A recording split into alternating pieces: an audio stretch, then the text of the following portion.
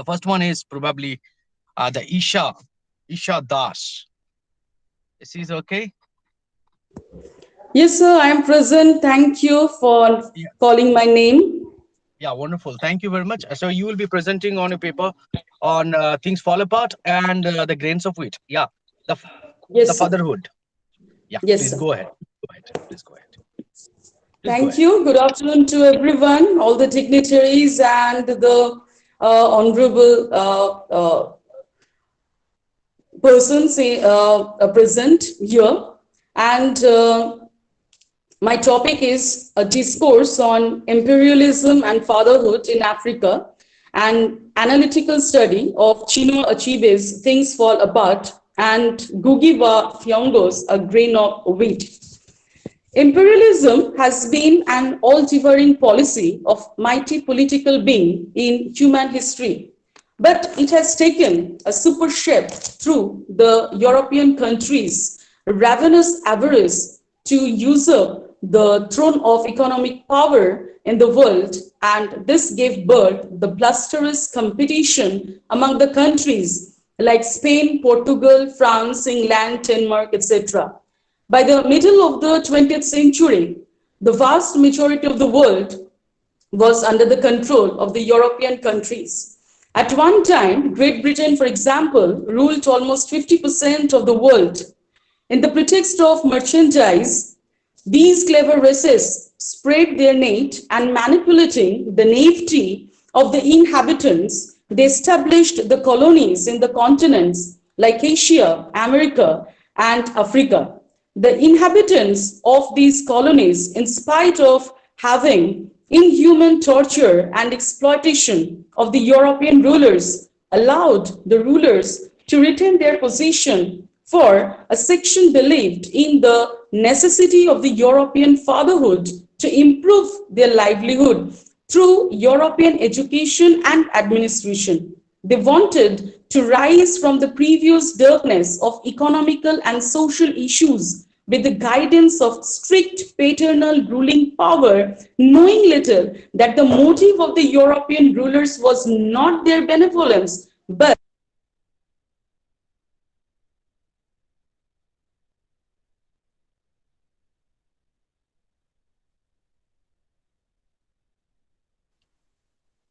Excuse me, ma'am, you're not audible. oh, You carry on, ma'am. so Please go on. okay, ma'am. Go ahead. Okay, so now I would like to talk on the process of colonialism in Africa. Africa, the Dark continent, was one of the main focus of the clever European powers for its vast and extensive land with the rich natural resources, along with the human resources who were mainly illiterate and technologically underdeveloped aborigines. The double standard psyche of the Europeans smoothly overpowered these native people, fabricating the dream of happiness which the inhabitants believed with their foolish herd. Chinua Achebe has captured this in his novel Things Fall Apart, published in 1958. Chinua Achebe, being the earth son of Nigeria, an African country, presents the existence of history and culture of African inhabitants even before the appearance of the so-called civilized European colonizers in the land. In Things Fall Apart, the Igbo people had the culture and traditions based on the worship of Mother Nature and reverence to the ancestors. They believed in the supremacy of masculinity in their patriarchal society. But the imperialistic people denied the richness of the native people's culture and pagan faith, introducing their own. They did not do it blatantly at the very outset. So first of all, they gave the economical independence to the Aborigines or the tribal people of Africa. In things it says, sorry, I think someone should be muted because an unwanted sound is coming.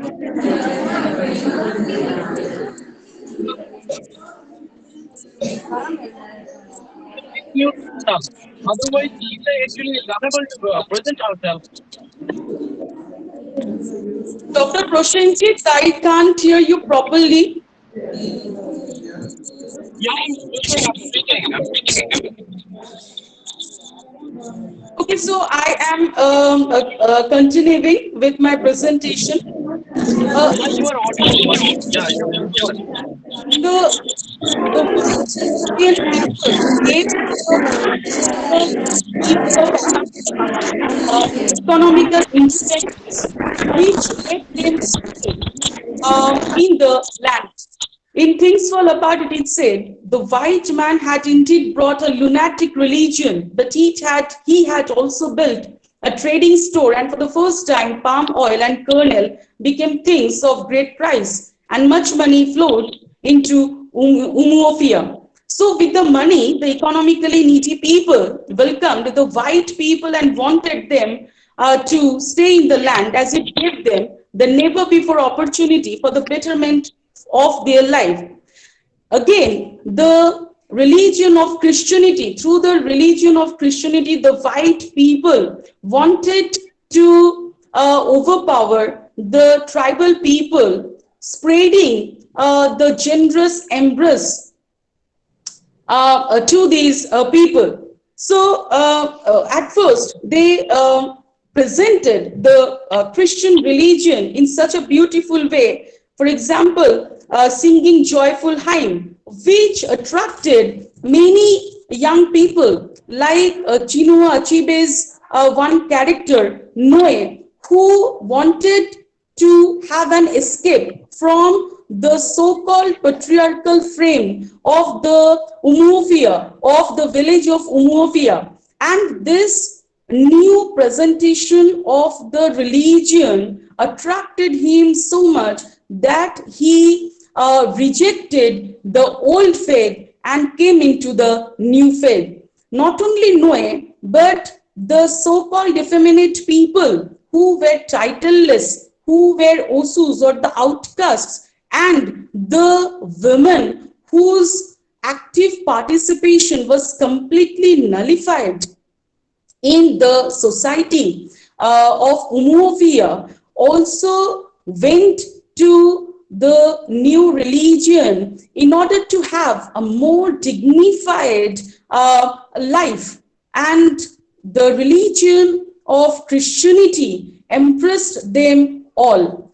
And when the new converts opposed the welcome of the Osus or the outcast, Mr. Kiaga, who was in charge of the church, he did not care all these oppositions, but kept himself firm in welcoming, in giving the shelter of these tribal people. And he appeared as a good, caring father. Another white man in the form of good, caring father we have in the novel Chinua Achebe's Things Fall Apart is Mr. Brown, who found that not only the discussion based on religion will be sufficient to attract the tribal people to the new religion, that is the religion of Christianity. He understood that and started doing the humanitarian work like building the schools and the hospitals which were beneficial to the tribal local people. So all these things made some white European people as the nurturing, good, sympathetic father to the tribal people of Africa, and they gradually became drawn to the white people, their administration, and their new religion.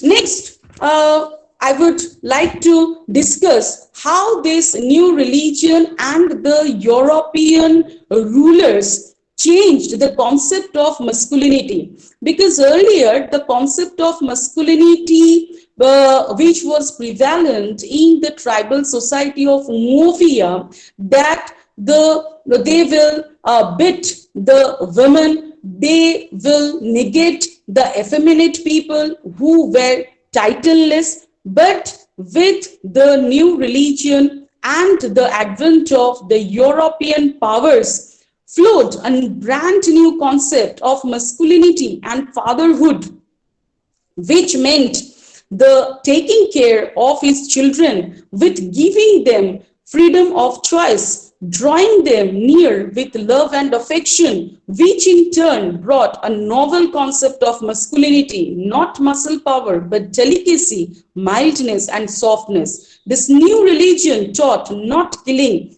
but nurturing with care.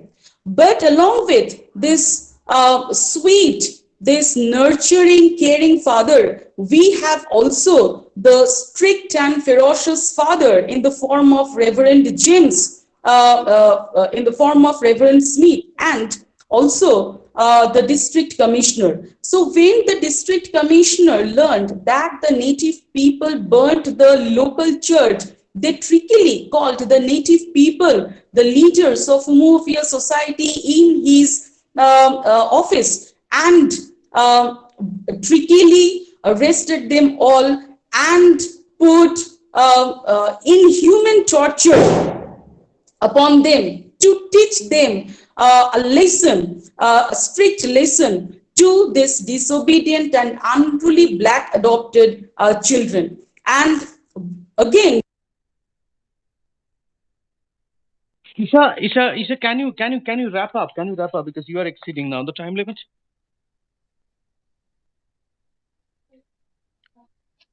Isha, you unmute yourself. Unmute yourself, Isha. sorry. Yeah. So Yeah. this Isha, showed. can you conclude? Isha, can you conclude? Can you conclude because you should Sir. wrap up.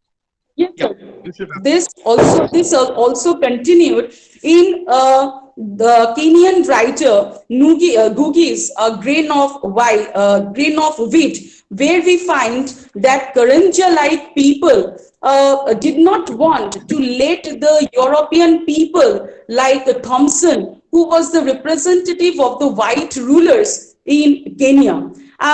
In conclusion, I would like to say, though imperialism of the white Europeans, especially the British people, over the extensive land of the world was of immense oppression and humiliation, the long administrative rule exuded the amalgamation of Oriental and Occidental culture, new education, and the mixed sentiments from the rulers and the ruled, as there were good people in the power who were soft in nature, like Mr. Brown in Things Fall Apart, opposite to the ruthless ones like John Thompson in A Grain of Wheat, abiding by the close-fisted norms of colonialism. The father-child relationship between the colonizers and the colonized are evident when some white people remained in the countries even after the official departure was declared by the Europeans and the natives let them stay. Thank you.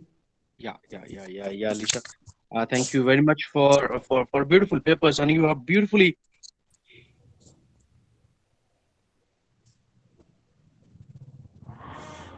Some of the glitches were there because somebody Sorry, was talking in between in your presentation.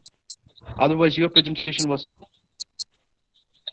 really. I appreciate you. Hello, are you getting Lisa? So I think there is some problem in your sound. So your problem is not flowing naturally, but there is some obstruction in the flowing of your sound. I don't know whether I am audible to you. Hello, am I audible to you, Isha? Hello, sir. Now it's clear. Am I audible? Yeah, am I audible? Yes, sir. Now it's clear. Earlier, Yeah, am I audible? yes, Isha? Am I yes. audible? Yeah. It was a technical glitches are there. Hello, just I have one question for you. That can you apply in your presentation or later on? Can you apply the presentation on the dependency myth? You know the the Christian missionaries, they are coming in and they are doing all such things, and they are taking care of the Igbo people are there, and they are considering themselves as a superior. Probably they were So again, there is some problem in your sound. patriarchy, which in the things fall So, apart. so So your can you sound can had you some can you problems. propose this So your sound had some problems. I in a can't hear you post-colonial light properly. in things fall apart or the grains of it? Am I audible now? Am I audible now? So now you are audible, but previously there was some sound problem. So in between you were stopped. Okay. What I'm asking you that is there can you propose the dependency myth in post-colonial issues in things fall apart? Can you do that? Yes, sir. Yes, sir. Of course. Yes. Well, that is why I'm talking to you, because look, this somebody is telling you that I'm the superpower and I'm the superior until or unless the inferior people they do accept their superiority. Yes, sir. That is what I discussed in the economical independence the white rulers gave to them. That is why the native people got the facilities, got the advantages from the white rulers, which were earlier nullified to them, which were not available to them. And you know that Yes. economical Yes. Yes. Yes. freedom is very much necessary to lead our life with freedom, with happiness. So all these reasons, economical dependence and some social issues, which most of the people found problematic, but they didn't have courage to raise their voice. The European white rulers came to them and gave them the opportunity and gave the option to them. So that is why these tribal people wanted the European rulers to stay in the land for so long. And it is also applied for our India. That is why the European people were able to keep up their rule in our India, isn't it? So this is also the matter of dependency. I don't know whether I am audible to you.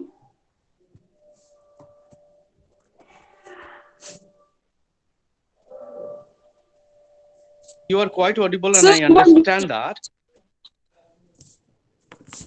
Please go ahead. Hello. yes, sir. Sir, please go ahead. You were Yeah. telling something. Yeah. Yeah. I was talking about the psychological dependency. I was not talking about the physical dependency, the economical dependency, the social dependency. I'm not talking about that. I'm talking about, is there the psychological dependency, psychological fatherhood in the context of post-colonialism in things fall apart? Can you find it? Yes, sir, there was also psychological dependency because psychology always depends upon the external thing. If the external things are not right, then it also affects your psychology, it affects the psyche of one's mind. So, when the social and the economical problem was there, the tribal people were not happy with it. They wanted to have another option, which option was provided by the European colonizers. So there was also the psychological dependency. And that is also coming under the post-colonial realm. And if you read the other novels also, you can find this kind of a things. And another thing is that somebody is coming again and again. I'm telling you, the missionaries, they are coming in, and they are the Noe is very much influenced by them. Uh, but the same thing, it will take some time. The during the time they were influencing each other, and since they are thinking themselves as an inferior, what I'm making you to understand, since the people are thinking themselves as an inferior, that's why they are thinking the missionaries as a superior one. Fatherhood doesn't come as that they are doing a very great job for us. They are making the institutions, they are making the education systems, they were making hospitals, they are giving the education. Doesn't come, from that doesn't come the fatherhood. What I mean to say is that because for doing that, they are making the people, the native people, insecure, in their life, in the, probably the society, probably the political context, probably the religious context. This is what actually I'm making you to understand. Okay, Have you got so my thank point? you. Yeah, yeah, yeah. Yeah, Thank you very yeah, much. of course. Yeah, Thank you very much. thank you. Thank you very much. Yeah.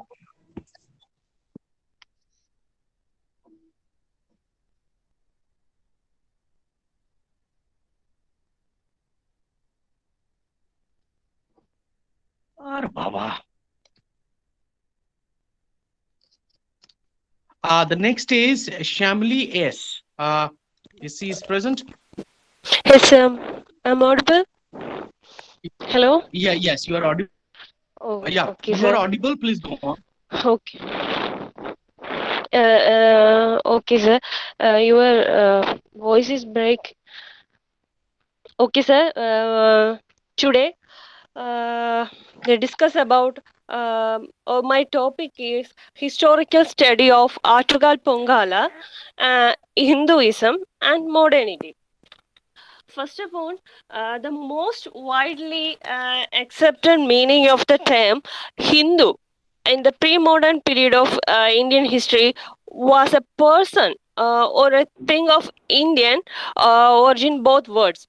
Then the Hindu and Indian used interchangeably in the some travel accounts were coined by outsiders. Uh, then the post-colonial debates and ideas of Hinduism is since independence, the idea of being Hindu or of Hinduism has remained problematic. The meaning of these concepts being hotly debated not only among scholars but also among Indian people more generally, for practical as well as for religious and other reasons. One practical issue has been one means the one practical issue has been the new central government's criteria for assisting the backward sections in Indian society through what is sometimes called a policy of compensatory discrimination. The new rules involving an assessment of who is not a Hindu were applied to both the scheduled caste and the scheduled tribes.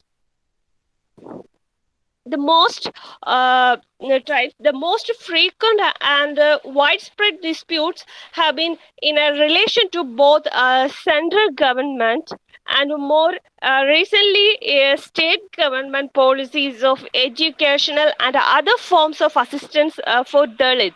While Hindus, Sikh and now Buddhist are considered the eligible for grants, Christians and Muslims are not. This means that unless several million Christian Dalits and many more millions Muslims Dalits declared themselves Hindus, they are in no position in receive assistance.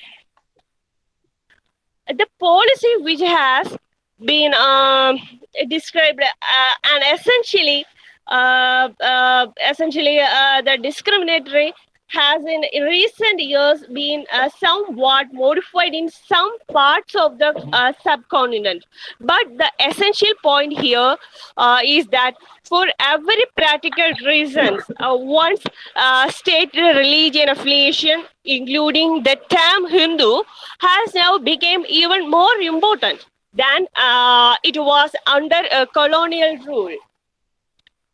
Then we know the all the religions change over time, but in modern period the pace of change has accelerated greatly. Then while never static Hinduism has changed more rapidly in the last 2 centuries than in the preceding 2 millennia. For India in modern period, it is inevitable that we should have to consider the impact of colonialism upon the forms of Hindu practice. Similarly, although migration both within and beyond and has long been a factor shaping Hinduism. Migration of Hinduism in the pre-modern period, often facilitated by colonialism, has occurred on an unprecedented scale. And it is therefore important to examine the consequence, particularly within the Hindu diaspora in Asia. Then here, the colonialism time, the British East India Company first gained power in Bengal in the second half of the 18th century and gradually extended their control across India. For a period almost 2 centuries, the British were the dominant political force in India.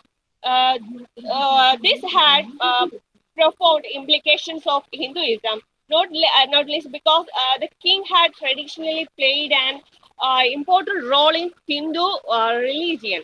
At independence in 1947, the Indian subcontinent was divided along religious lines with the creation of the Muslim states of Pakistan and Bangladesh. The legacy of colonial division has also been important within India itself, as well as we shall see and saw the effect of colonialism on Hinduism have endured beyond the end of the colonial period. Then image of Hinduism has unchanging.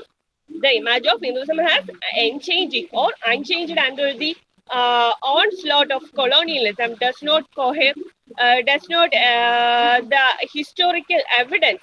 For example, around the turn of the 16th century, three teachers had emerged in different parts of India and founded movements that changed the religious landscape of India, not only then, but also subsequently. In Bengal, the Vaishnava teacher means the Chaitanya. His period that 1486 to 1533 revived devotion to Vishnu in Western India in Gujarat and the surrounding states. Then the Vallabhacharya, his period mentioned in history, 1473 to 1531, founded another Vaishnava Bhakti tradition. And at the same time, the first Sikh Guru, his name Guru Nanak, his period 1469 to 1539, he was active in Punjab.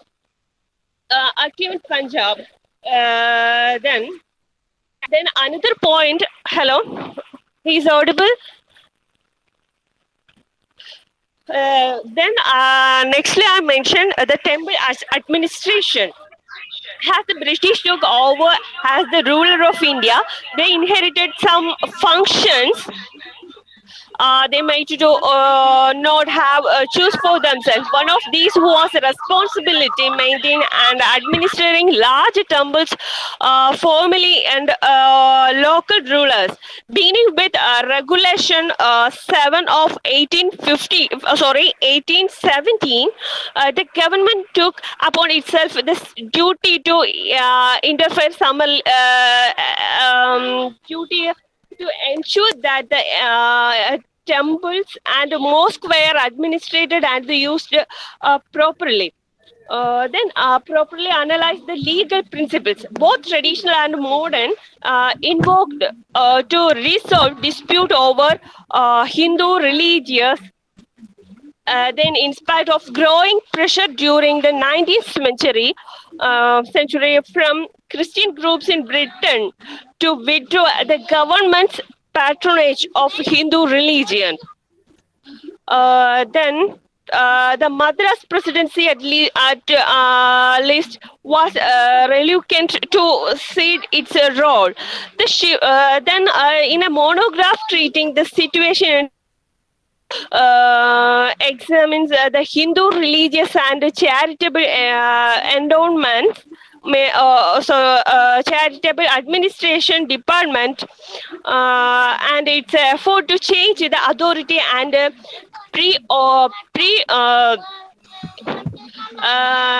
authority and temple organizations to standardize temple landlording and land use and to centralize administration under the direction of the state. Let us conclude. A similar situation developed outside of India as well. The first law passed by the British administration, the Strange Settlements, was the Mohammedan and Hindu Endowment Ordinance of 1905, which created a board to manage religious institutions of those traditions, a task earlier performed by temple panchayats. Here, for dispute with the Hindu communities over control and the administration of temple were brought before the British courts for arbitration. Legal control of temple administration in India was also taken as an opportunity for progress with local reforms. Largest temple administered by the state were considered to be public institution by institution and thus open to all castes. Then the most continuous temple-related legislation in recent times has been the long-running dispute over the Babri Masjid in Ayodhya, otherwise known as the Ram Janmabhoomi. A series of court orders had divided the space so that Muslim could worship in one area while Hindu service were performed in another by a court appointed priest. These statutes broke down in the early 1990s when the Bharatiya Janata Party campaigned on a Hindu nationalist agenda, revived the dispute as a national issue, leading to a destruction of the mosque by of activities in 1992, allegedly in conclusion with the BJP-controlled state government, etc. Also, it was in the context of this dispute that the places of worship was passed to outlaw the conversion of a places Please, of worship Shamli. from. Yes, sir. Shamli, please conclude. Please conclude. Okay, sir. Okay, sir. Under the recent legal intervention, saw the Andhra Pradesh High Court issuing a stay order to prevent the god plating of the sanctum of famous Tirumala temple on the grounds that it would damage artwork of historical value on the walls. Okay, sir. Thank you. Yeah, thank you so much for your historical presentation of the philosophical Hinduism and modernity, and you really stressed the history beautifully. There is a problem again. There will be several questions on it because how it is presented and in which versions you have presented, or what are the narratives of that. There are several narratives are there. The events you talk about. There may be questions, there may be debates, but still on. Wonderful. Probably you have got the courage to do that in a beautiful manner. Yeah, thank you. Okay, thank you, sir. Now we go on. Yeah. Now we just go on to our next participant, the presenter, M. Rajanthiran, research scholar, and Dr. K.R. Vijaya. Presenters, kindly come on the Good video afternoon, sir. so that you are visible to people. Yes. Rajanthiran, are you here? Presenters, kindly come on the video so that the presentation is lively. Good afternoon, everyone. Yeah. Please. So your topic is imperialistic concern in Mohsin Ahmed. Just a second, let me present my screen.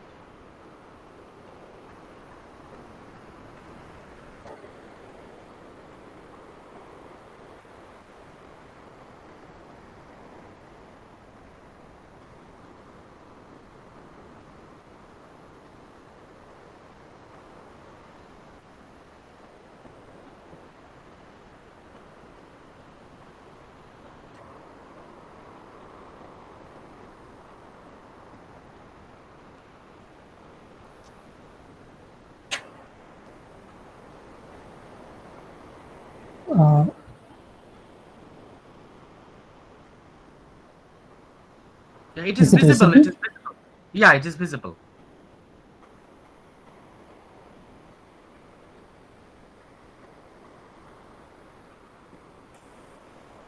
Is it visible?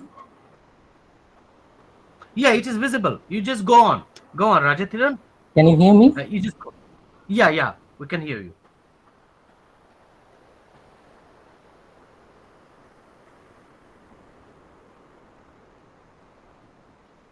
So, is it audible now? Yes, audible. Yeah, yeah.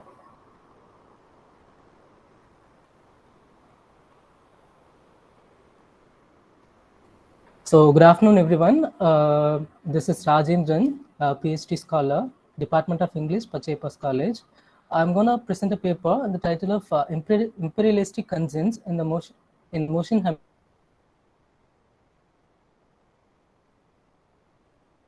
amidst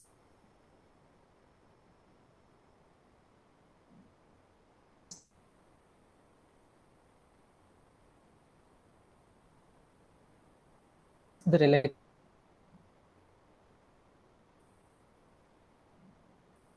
fundamentalist.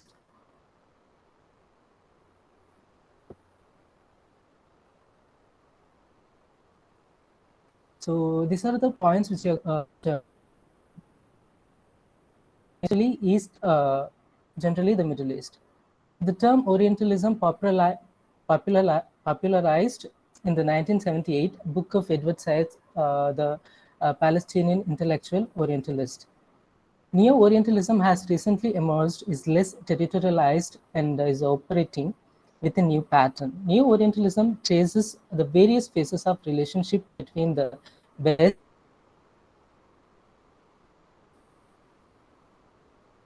and Islam. So next, move to the imperialism. The word imperialism originated from the Latin word imperium, which means supreme power. The term imperialism refers to a process in which countries take possession of territories with power. The colonial power in the Islamic world includes Great Britain, Egypt, United Arab Emirates, Oman, Jordan, and few other countries. In the 21st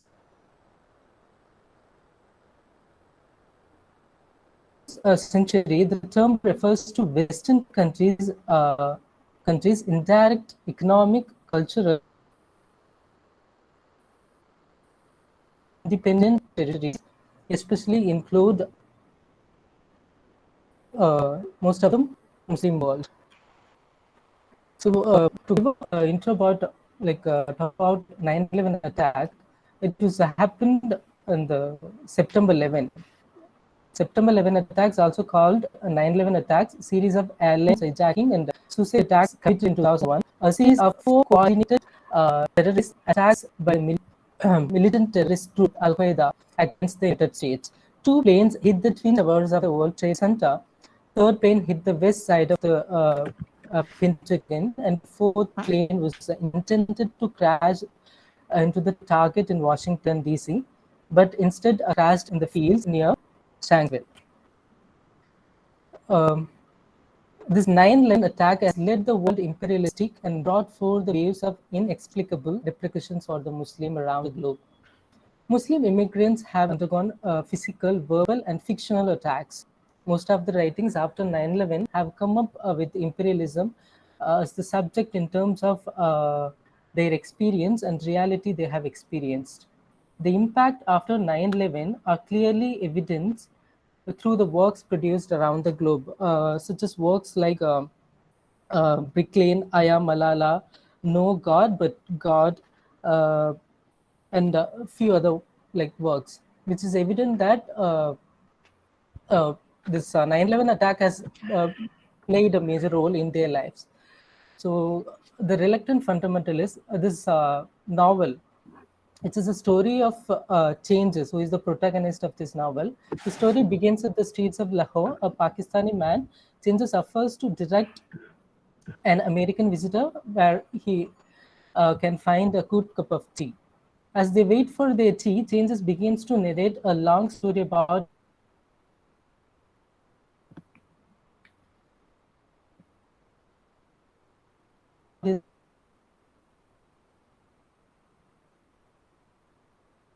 his life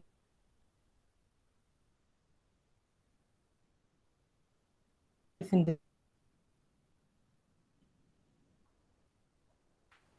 United States.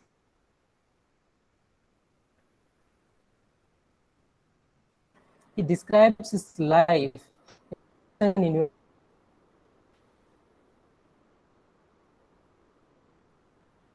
Am I audible? Yes, yes, you are audible.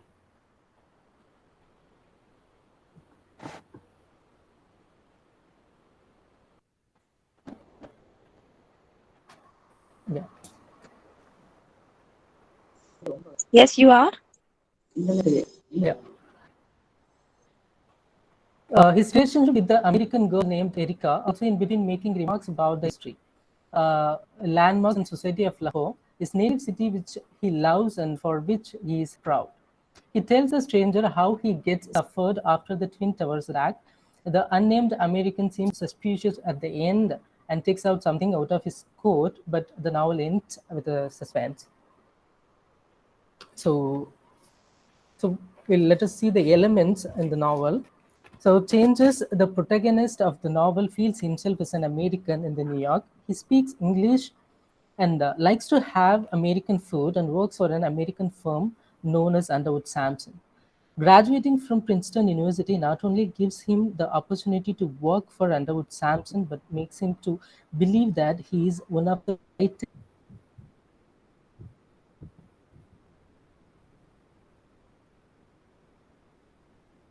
brightest minds of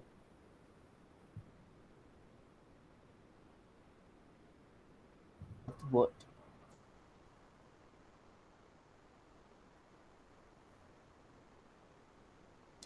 Changes describes himself as a Rajendran, you are not audible. uh, You are not audible.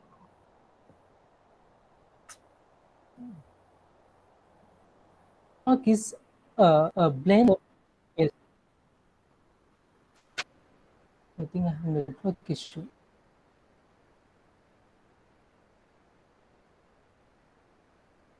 Is it clear?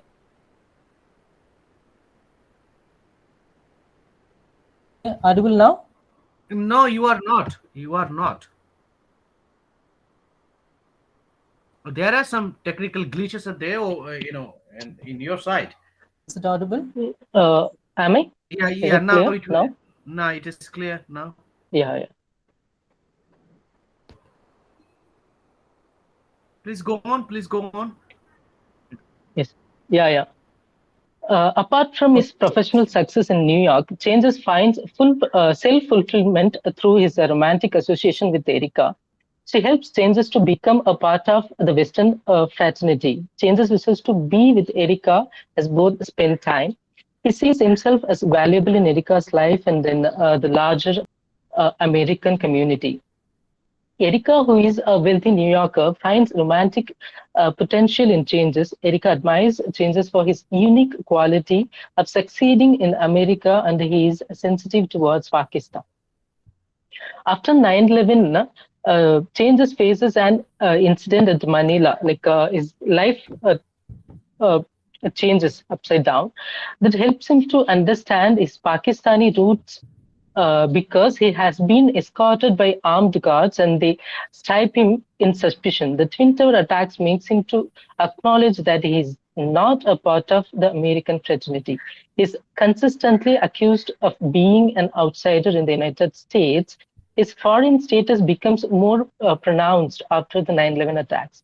Changes, Changes smiles at the fall of Twin Tower and explains that it is the nature of Americans. While watching the September 11 attacks from Manila, Changes expresses a clear conflict in his emotion. While Changes struggles to be loyal towards the United States, post 9/11 American becomes more adamant in securing its borders.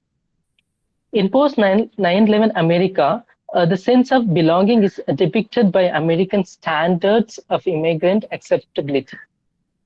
The nation defines natives and strangers in a post 9/11 world.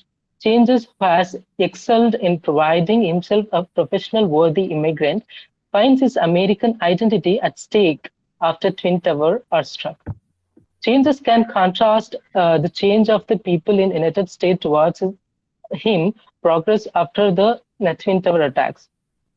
Changes feels that before 9/11, he sees a positive manifestation of power.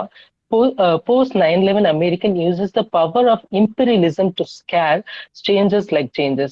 However, the Twin Tower attack on September 11 should not be taken as a cause for such anti-Muslim Islam enmity. The idea of Islam as a hostile, inferior, and a strange culture was already deeply rooted in the minds of Americans and Europeans. Edward Said, in his book Orientalism, argues that friction between the East and West cultures existed since the time of the Crusades, when the East were advancing towards West, and later when the European forces started colonizing the West. The misconception about the East, in particular, the Islamic culture, is viewed as a highly problematic, and this situation has been intensified since 9/11 attack. Every Muslim is considered as a potential terrorist. America no longer treats changes as a valuable asset to the American economy. Post 9/11 America sees his religious identity as more significant than his professional identity. He is a threat to national security rather than an asset to the American nationhood. Being Pakistani Muslim, changes is subjected to racial stereotyping and communal hatred, and often a potential suspect in the US. The novel Americanism is gripped by ethnic particularism and racial exclusivism. After the Twin Tower attacks, being a Muslim in America becomes a challenge for changes when his alien status becomes noticeable. His former advantages of having a foreign accent and steady, well-paying job and navigating the words without a visa becomes problems. His degree from Princeton no longer defines his eligibility to pass a true American, but a foreign passport, and the alien nationality works against his validation as an American. Changes realizes that he has always been a second-class citizen in the United States. His American dreams is alive only as long as it benefits the United States. After the Twin Tower attacks, Changes begins to notice the imperialistic attitude of America towards the foreign countries. Afghanistan is a neighboring country of Pakistan, but Pakistan is made to support American troops in launching attacks in their fellow Muslim nations. The war on terror causes him to change himself understanding, and he reveals, I was no longer capable of so thorough a self-deception. But I remained aware of the embers glowing within me. And that day, I found it difficult to concentrate on the pursuit at which I was normally so capable of fundamentals. Changes admits to his American listener his discovery of self as a Pakistani, that he had always resented how America conducted itself in the world, constantly interfering with other countries' affairs, and finance was the main means to exercise its power. Changes realizes and confesses that it requires much time for him to realize, and decides quitting his job at Underwood Sampson because he does not want to work against his own people. Considering said in Orientalism stated that the construction of identity, while obviously a repository of distinct collective experiences, is finally a construction, involves establishing opposites and others, whose actuality is always subject to the continuous interpretation and reinterpretations of their different form, as each age and society recreates its others.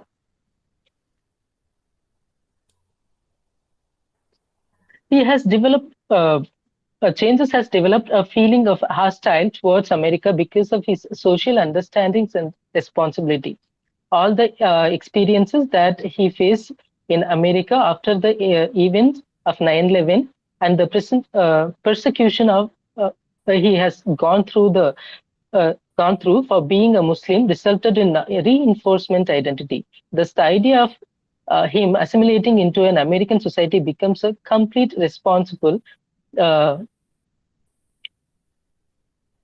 Rajathiran, please conclude. yeah, Please conclude. You yes, are yes. exceeding time long Yeah. back. To conclude, the othering of Muslims becomes crucial to maintain West's legacy of superiority in the world, thus showing the significance of Neo-Orientalism presently. The select novel in this paper is inspired by the similar nations and underline an ideological clash between Western and Islamic culture of Neo-Orientalism. Post 9/11 immigrants literature is featured in this paper depicts manifestations of Islam oppression in Western countries. This novel discusses the existence of power relations between the East and the so-called Western, where the protagonist struggle with existence of people mentality, as he is forced to choose one side of the binary to survive in the nations that he lives in.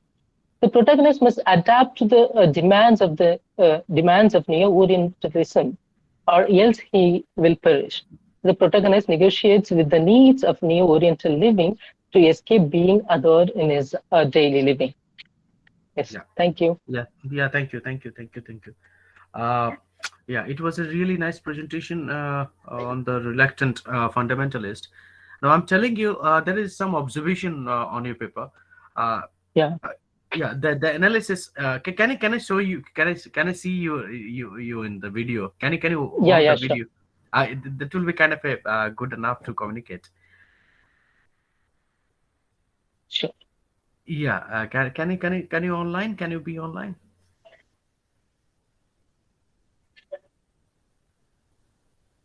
Okay, maybe Yes. you have some got. Yeah, that's it. Yeah. Now, yeah, after 9/11, look this the literature of US or America. It has got a sea changed. It has got sea changed. You can find that Yeah. after the year 9/11, uh, so many comics and the graphics novels which has been transformed into same films and the cinema. It has been shows that that how America is becoming insecure of the others. They're creating an imaginary other, and Yes. they're fearing that that imaginary other might attack America America. Yes. once again. And because of this imaginary land and because of this imaginary fear, they are creating a kind of a imaginary enemy, and they are started creating imaginary other, which you have beautifully explained. Is it okay? Yeah. So even though the motion, or even though the character is in the USA, he was going for a Princeton University, but still he has to suffer that imaginary Yeah. fear. Is it okay? Because he has become not only an object, but rather he was an object of fear from the others. It Yes. is okay. It's really well explained. And if you have watched, my dear, the movies, the Transformers, Yes. Yes. the whites, So it will clearly explain the yeah, White House superiority of down. Americans. Yeah, the White House down. The others, even the Iron Man and all, they were always having a kind of a fear. Is it okay? That Yes. fear to be attacked again by anybody else, and thereby they were becoming so vulnerable while treating the Other fellow people. countries. Yeah, the fellow countries, the fellow people. I'm not talking about the Muslim. I'm not talking about the other religion. They were treating this badly to the other people in such a way. Yes. Is it okay? It is always Yeah. coming from the psychological fear of them. So thank you very much for unleashing this new imperialism, unraveling the new Orientalism psychology, the psychology of Orientalism again. Thank you. You please go ahead of Thank your you. research. It was a beautiful. Thank you. Thank you so much. The next one is C.A. Chitra. She will be speaking on musical reverberation as a counterpart of social life in Toni Morrison's jazz. Is she here? Yes, sir. Thank you so Okay. much, sir. Okay. Welcome. So myself Chitra. I am a research scholar, Department of English, Anne Velangani College, Taliyavatam. And Okay, nice to meet you. okay, thank you, sir. The title of my paper is Musical Reverberations as a Counterpart of Social Life in Toni Morrison's Jazz. Actually, because of the lack of time, I am just skipping the introductory part about Toni Morrison, just about Harlem Renaissance and Jazz Age, because most of us are very much familiar with all these things. Because we are all familiar with the Toni Morrison, the African American writer, and Jazz is a historical novel written by her, and Yeah, she you just had. go on. You just go on the text. You just go on the text. Jazz. I We all know it. with the major concepts that I have dealt with in my paper. So the title is very much significant. It is really a counterpart of social life in social life of Africans in America. This paper provides an insight into the social life of Africans, thereby exposing the role of music. So, music, especially jazz, eventually plays a vital role in portraying racism and its reprimants in African social life. So, African life during the Harlem Renaissance and the Jazz Age is embellished through the motif of music. Music is next with the portrayal of a variety of characters.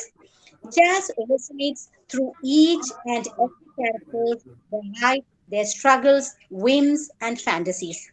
These characters are born and brought up in different cities, with different cultural rites, customs, influencing powers, etc.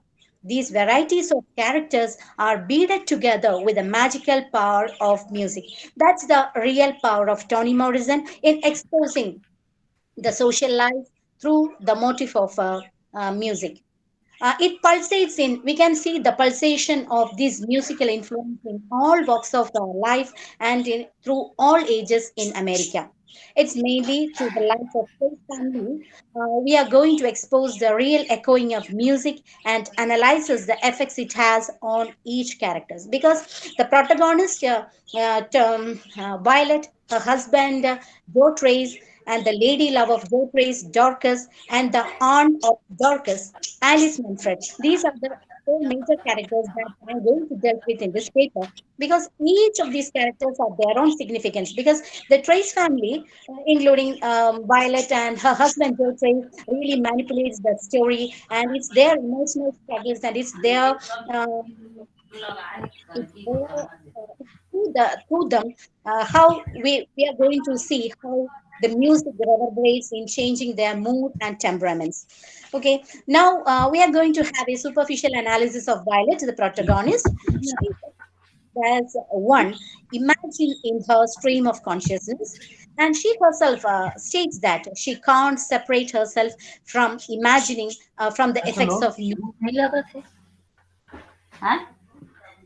Hmm. that shapes and molds her character from the very beginning of the work till the end. The voice of the caged birds that she had really symbolizes, represents the soothing version of music. And it really shows her interdependency with her husband and with the society at large. Joe Trace and then actually when she knows about the relationship of her husband with the Dorcas, the mood and temperament of the music in that work also changed because so long that music of the birds has been so soothing and comfortable, and she was in a comfort zone all these days. But as her mood changes, as it irritates her, as she know about the relationship, temperament has come. She has lost her temperament, and this led to final disasters. Then, now we are going to see about Dorcas, the young lady love of Joe Trace. She has to be analyzed along with Violet because she is the one who witnessed different versions of music. Because she lost her parents during it shows the negative force of what to say the negative force of music really grabs her parents during the eastern riots that took place in 1920s. We are already mentioned that it's a historical novel, so the year 1920 is very much significant here. So this during she lost her father in that riot, and on the same day her mother also burnt herself. So these incidents were accompanied by the music that happened, music that was happening there, some roadside shows or some beating or drums, etc. So it said that, so even at her death, even at her death, she was accompanied by music. At the party hall, Dorcas was murdered at the hands of Jotres, who loved her so deeply. The happy and merrymaking resonance of music coincided with her death. Even after the death, at the funeral ceremony, prayers and church music went along with her. So, Violet, now we are going to just analyze Violet and Dorcas together, because Violet is so revengeful and insane out of anger. And she, even after the death of Dorcas, she wanted to cut the dead face of that girl. And during Violet's attack, music counterparts with her, because during the church ceremonies, prayers and church music was going on there. And it really transformed Violet. In that frenzy mood, she uncaged the birds at her home, because the voice of the birds were once so soothing and so comfortable for her, but now it irritates her and it distorted her, and the voice now distorted her and making her nights sleepless and isolated. So even now we are going to have an analysis of Jotres, her husband. Even for Jotres, it's a music of music according to him is wilderness and isolation. But it's for Dorcas and it's for Violet. It's not like that. Isolation doesn't mean music for them, but for Jotres, while isolation really makes him comfortable, the music of isolation and wilderness really makes him happy. So he was born in solitude. He was born in the wilderness, accompanied by the music of wilderness and darkness. This instance is beautifully picturized by Morrison. Actually, even when he was with Violet and with Dorcas in isolation, he was really happy. That isolation makes him happy. So Morrison very beautifully presented the instances where Violet and Jotres spends together. They were dancing together like this. Somebody in the house across the alley put a record on the music, or record, and the music floated into us through the open window. Mr. Trace moved his head to the rhythm, and his wife snapped her fingers in time. She did a little step in front of him and he smiled. By and by, they were dancing. So, this is a very, what to say, apt situation, apt instance to prove that music of isolation really have a good impact on Joe Trace. But the music at the party really annoys him. The big bang music and the crowded people all really annoys him, and it inflames the jealousy and anger that he had inside, and he himself feels isolated. Actually, he loved isolation, but the crowded music and the big bang music at the party made him feel that he himself is isolated. So at that time, he was not able to enjoy the music of isolation. And at the party, he was aggravated. And this aggravated his isolation and tortured Dorcas by executing her at his own arms. So after the death of Dorcas, now the fourth character that we are going to analyze is the Alice Manfred, the aunt of Dorcas. Because like Dorcas, she also witnessed different versions of music. It's not like Joe Trace who witnessed, who lied the music of isolation, because Alice Manfred suffered a lot at her husband's hand. She was the one who endured the death of she witnessed the death of Dorcas, witnessed the death of Dorcas's parents. So, according to her, music seems to be an alarming and terrifying tumult, actually, because she was music escalated around her and assumed the configuration of drum beatings, symbolizing jazz music.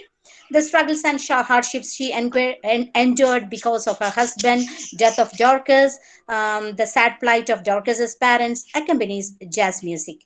So, but after the death of Dorcas, her niece, she started pacifying herself listening to music. She started loving music because after all these struggles, music changed her mind. Once it was a tumult for her, but now it changes. So when each and every characters are concerned, the reverberations of music shapes and reshapes the formation of real human. The pain of suppression and blame, isolation, abandonment, demise, etc., all takes shapes to become, and this makes each and every character a strong fellow beings who could forgive and console others. Now they are brave enough to break the clutches of slavery. Now, the quest for attaining individuality and identity is echoed throughout Toni Morrison's jazz. Toni Morrison thus voices the real transformation of African Americans through the tool of music, with the sustenance of history Chitra, and social. can you conclude? Chitra, Yes, can you sir. conclude? Yeah. Concluded. Yes, I have finished Yeah. because the main point that I have to mention is that through the tool of music, the real sustenance of history and social life are joined together, and through various characters, these various characters and instances are wrapped with the power and harmony of music, and thereby, in the influence of folklore is also seen in Yeah, her that work. is. Yes, in her works, because we can't go deep into the folklores because it will become so big. So essentially, she proved herself to be a real postmodern. Her approach to myth and folklore is revisionist. So Okay, yeah, thank you. yeah, yeah. So this is only one thing that is much more important for a post-colonial for Toni Morrison as a post-colonial writer. For the jazz music is nothing but a kind of a voice of the African identity. Is it okay? Yes, So this is not only a music. This is not only a song, or this is not only a kind of folk songs related issues, but rather maybe it is written as a stylistically. There is yeah, a stylistic in the language, so that is also the music. You can relate that, but rather than that, it is also is very important that how Toni Morrison is using the jazz music as an African voice. Is it okay? okay, As sir. an African language. Fine. As for example, the Cockney language is used by Bernard Shaw in most of the plays. Like the same way the jazz music is used by Toni Morrison, probably as a kind of a resistance, probably kind of a voice against against so many things, against the unheard things. So this is creating a kind of an identity, not only the making the bridges between among the people, rather also is propounding or probably profusing a kind of a propaganda that look this we can also speak, we also belong. And that is Yes, why jazz music, or probably later on Bob Marley's music, later on, there are several musicians are there, you know yeah, and it's a kind of a protest, it's a kind of a language. So yeah, thank you very much for wonderful presentation of your paper. uh, Please go on thank with your research, and thank you very much. Best wishes. you, sir. We don't have much time for discussion because we are still late. And so now the last one is Vidya JP. She will be speaking on imparting learning skills through the classroom method. Uh, yeah, please go on. Okay, thank you, sir. So, very good afternoon to one and all here. So, I'm Vidya, research scholar from Anaivalangani College, Tellavatam. The title of my paper is Imparting Learning Skills Through Flipped Classroom Method. Flipped learning is an instructional model that reverses typical in-class lectures and at home exercises of homework is on the rise in classrooms across the nation. Flipped classrooms are frequently served as the teacher's gateway to fully online teaching. In traditional educational model, the teacher would typically be the focus of the classroom, or she is the center of the Somebody, classroom, presenting Vega, please. information. Vaiga, Vega, please. You mute Students, yourself. Vaiga, you mute yourself. I'm trying to Vaiga, you please mute. contents as possible into the lesson. New topics are covered in class, and students would normally be given some homework to read inside the class from the textbook and do some exercises to practice what they learn. In this environment, students' engagement is limited as there is simply not enough time for them to discuss the topic with the teacher or work independently during the lesson. as all the time is dedicated to listening to what the teacher has to say. While teachers try to make the learning process as engaging as possible, an approach known as flipped classroom is gaining more popularity every year. So it's enough to know how a given skill can be best learned, or what happens when one set of conditions is replaced by another set of conditions. Or rather, how the learning of the skill in question can best take place under the conditions that exist or are likely or exist to exist. A classroom must be taken for what it is, a situation in which 20 or 30 youthful human beings face in the same direction with one adult facing them. Then they must retain for an hour or for a day with their attention and behavior under the guidance and control of the adult. They are surrounded by windows, blackboards, desks, and chairs. From time to time, the bells ring and the activities and place changes, and then the slow advance is resumed in a slightly modified deployment. Flipping a class can but does not necessarily lead to flipped learning. Many teachers may have already flipped their classes by having students read text outside of class, watch supplemental videos, or solve additional problems. But to engage in flipped learning, teachers must incorporate the four pillars of flipped learning into their practice. So the important four pillars of the flipped learning are the flexible environment, the learning culture, the intentional content, and the professional educator. So actually in this flipped learning, the technology is the primary and basic tool of flipped classroom. With advances in internet and communications technology, it's become easier for teachers to offer dynamic multimedia educational resources and the capability to support both content and assistance between instructors and learners. The concept behind the flipped classroom is to rethink what they have assessed at home. If the problem is that students need help doing the work rather than being introduced to the new thinking behind the work, then the solution, the flipped classroom, takes us to reverse that pattern. A flipped classroom is a classroom that straps the arrangement of knowledge imparting and knowledge internalization comparing to traditional classroom. A flipped classroom looks very different in every instance. It's not like a traditional classroom with chalk and board. Students have to give their answers orally. For single question, we will get more answers from the students. Each answer is unique, and the teacher should give equal importance to all the answers of all the students. So there are a variety of ways that teachers implement a flipped classroom. The teacher's main role in a flipped classroom is the facilitator of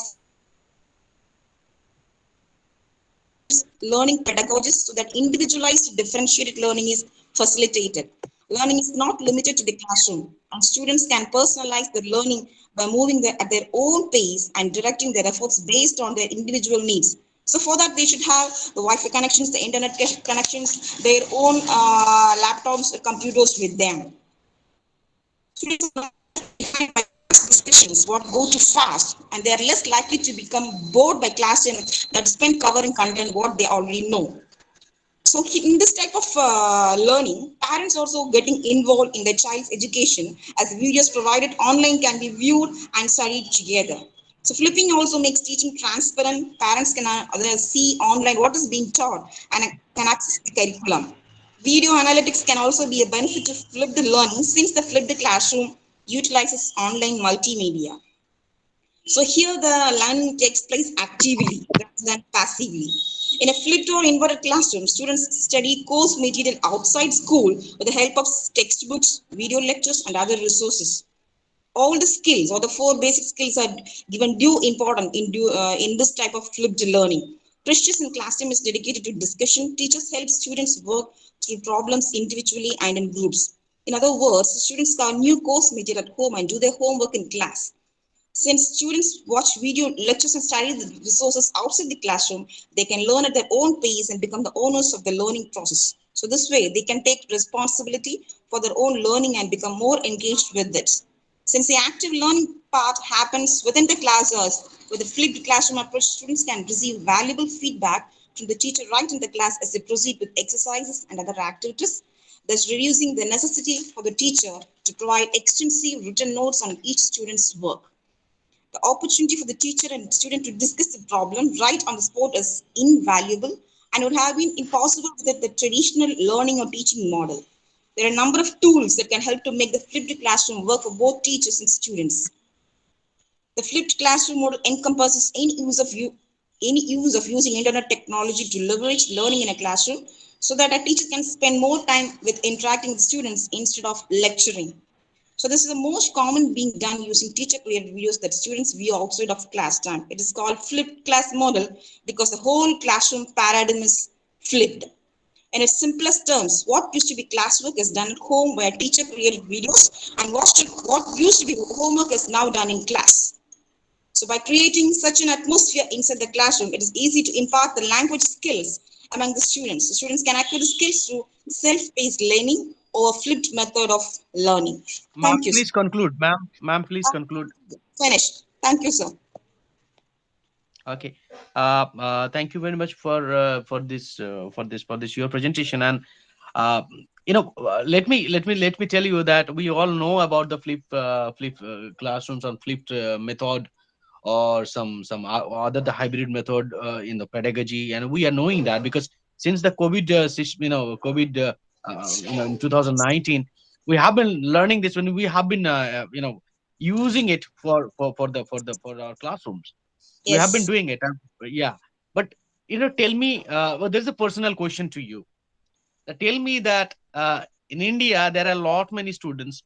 When the university where I am teaching, though it is a central university and it's still in a rural areas where I cannot find that the maximum. I cannot find, the university, they have got the laptops and all, they can have the lab, but when they're going home they don't have them even mobile phone, even only one mobile phone they can afford, and that has been used by entire family. Yes. You understand that? So Yes. Yes. if somebody is affording only one mobile, ma'am, then if the teaching lessons, if the online lessons, how do they share with each other? How do they read? How do they learn? So these things is also coming under the criteria, or under the scope, that one should facilitate first those method, those ICT. They should be well equipped with the ICTs, and then we'll be talking about some flip learning. Yes, sir. Is it not? Because Yes, sir. we can know the method, it's a methodology, we can do it. There are a lot many things are there, but unless it has been used in practically, it doesn't Yes. have any need. Yeah. Thank you. Thank you. Okay, sir. Thank you, ma'am. Okay. So yeah, the session probably ends here, and we have got 5 papers, and in the ranging from the post-colonial studies, except one that is called the flip learning. This is totally education and the methodology and all. But the most of the papers were really great, and simply the presentation is such a beautifully way. One of the papers which I want to tell you that the reluctant fundamentalist one paper wonderfully presented, that there is a scholar, and the concept of fatherhood presented by Isha is wonderful. The Hinduism is also wonderful. Fine, even the jazz music, they are all they are wonderfully presented, and they have got they have shown their ability to do research, and to find out the nuances, even the subtle things, in the post-colonial issues, regarding the post-colonial issues. So I wish them a best of luck, and I wish them that they should carry out their research in the same way. Thank you. This is the end of the session, and I officially and sincerely I thank Reginsa, who has given me the chance to be a chairperson of this session. And I'm quite sorry for that. Some of the technical glitches were there, because I was driving, and I was coming from the university. There was a NAC meeting, so I'm sorry for that. Some of the some few minutes.